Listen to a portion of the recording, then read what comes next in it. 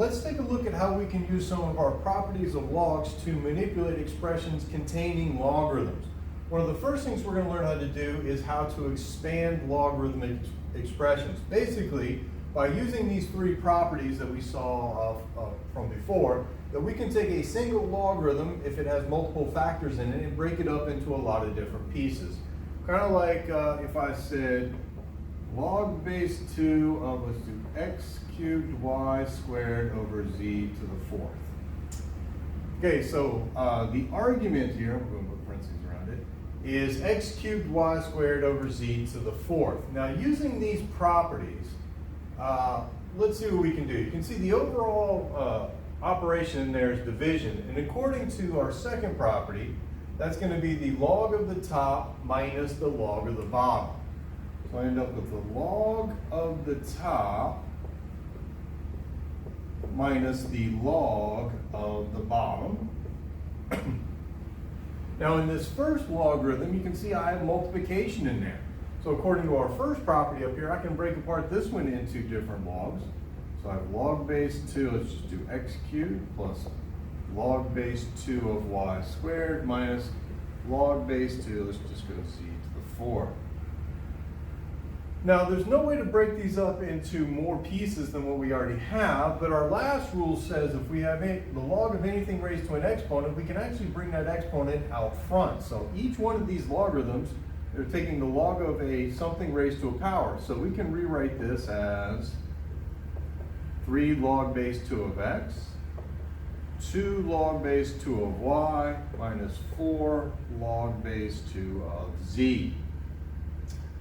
Okay, so how did we do this? Well, we broke apart the logarithm, and notice here, at this line right here, when we finally got it broken apart, we ended up with 3 terms. And notice in our original expression, inside the argument, we had 3 factors. Remember here, in this case, factors are defined to be things that are joined by multiplication or division. So since we had 3 factors, we ended up with 3 logarithms. Something else to notice, any factor that came from the top, the logarithm has a positive coefficient, and any factor that came from the bottom has a negative coefficient. So we can use those 2 things that we noticed to actually jump almost all the way to the end of these. So let's take a look at a few steps here.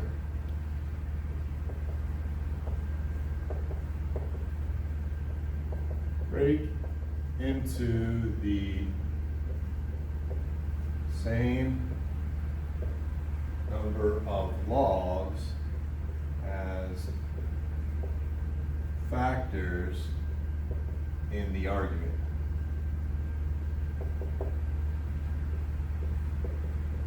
Logs containing factors from the top will be positive.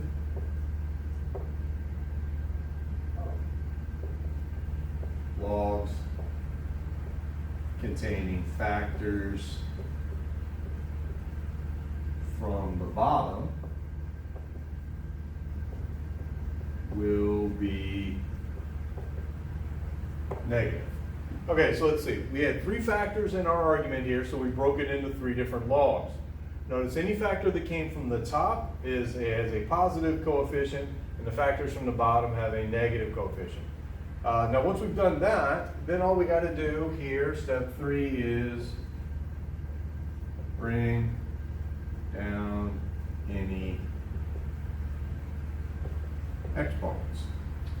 All right, so let's try just 1 or 2 examples of this. Again, these properties don't care what the base is. It can be any base at all.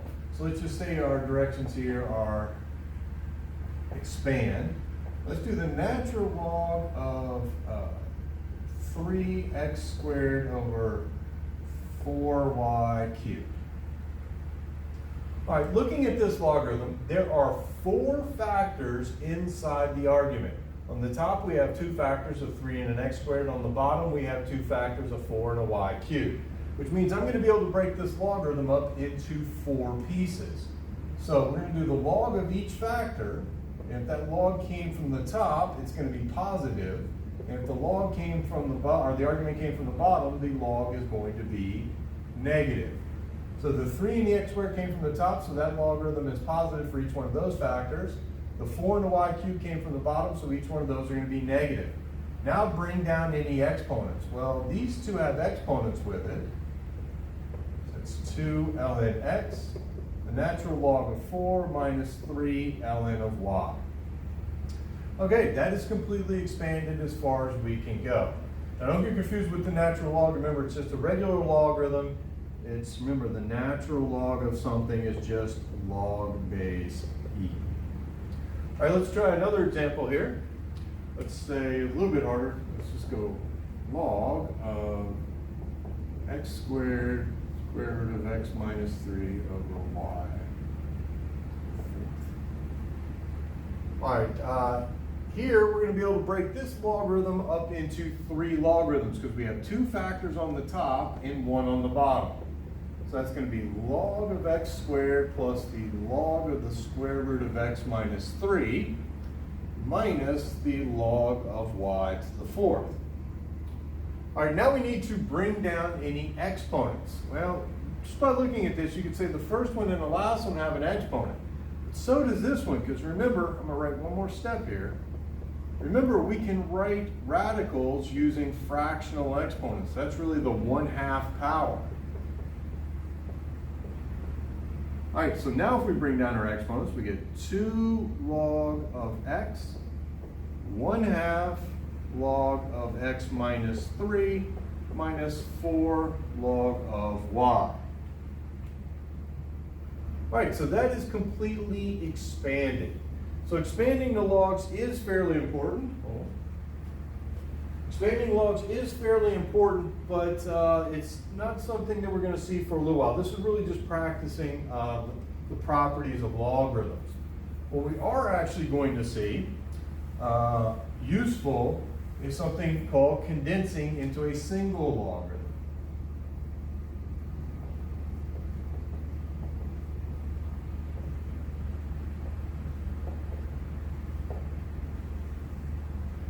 Well, condensing into a single log are basically going to be the exact steps backwards from this. So what are we going to do for condensing? We're just going to go back up. So we're going to start with an expression like this. Instead of bringing down the exponents, we're going to put up the exponents. And then we're going to, instead of break into the same number of logs, we're going to squeeze it into 1 log. And any factor that has a plus is going to go on the top, and any factor that was negative goes on the bottom. Basically, we're just going to do this in reverse. So let's say if I had 4 log base 3 of x minus 5 log base 3 of y plus log base, that's 3, log base 3 of w. All right, now it should make sense to be able to squeeze these all together in 1 log. They have to be the same logarithm. And notice here they're all log base 3, so we should be able to get it together as 1 log. So the first thing we want to do is put up any exponent. So if you have a coefficient, put it up as an exponent. Now leave the negatives where they are, because we're going to take care of that in a second. That's going to be log base 3 of x to the 4th minus log base 3 of y to the 5th plus log base 3 of w. All right, now that we put up all the exponents, we're going to say we're going to condense this into 1 logarithm, and it's going to be a log base 3. Since we have positive and negative coefficients, I know I'm going to have a fraction. Any logarithm that is positive, its factor, its argument goes on the top.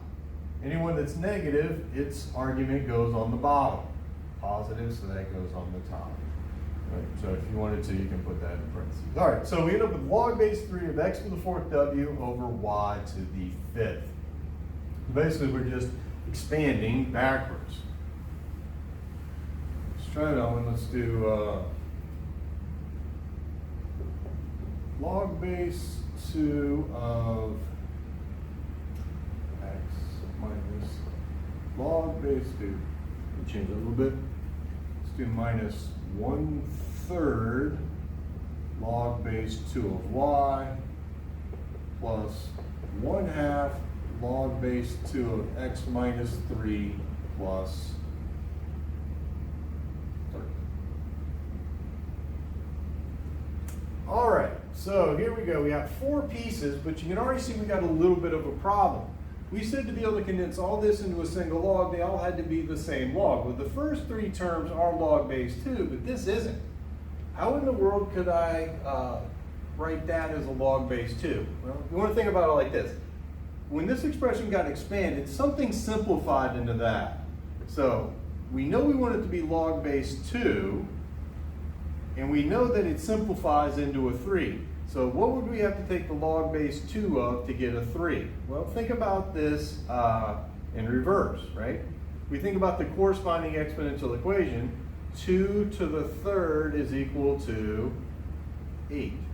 So I can rewrite this log base 2 of x, 1/3 log base 2 of y, 1/2 log base 2 of x minus 3.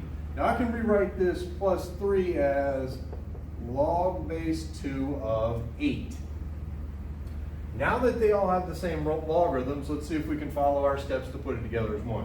First thing we want to do, backwards, we want to bring up any exponents. So it's log base 2 of x, log base 2 of y to the 1/3, log base 2 of x minus 3 to the 1/2, log base 2 of 8. All right, they're all log base 2. We're going to write 1 log base 2. Since we have positives and negatives, I'm going to have a fraction. Log base 2 of x, its coefficient's positive, so the x goes on the top. Log base 2 of y to the 1/3, that's negative, so that goes on the bottom. Log base 2 of x minus 3 to the 1/2 is positive, so the x minus 3 to the 1/2 goes on the top. And log base 2 of 8, that's positive, so the 8 goes on the top. All right, I am going to reorganize this just a little bit, because generally we write the numbers out front. X minus 3 to the 1/2, all over y to the 1/3. And if you want, you can put all that in parentheses. Now that's a perfectly acceptable answer. If you wanted to, so this is an or, you could write this as log base 2. You could write those fractional exponents as radicals. So that would be the square root of x minus 3 all over the cubed root of y. All right, so expanding and condensing logarithms are fairly important. We're going to use the condensing logarithms here in a few sections to help us solve equations.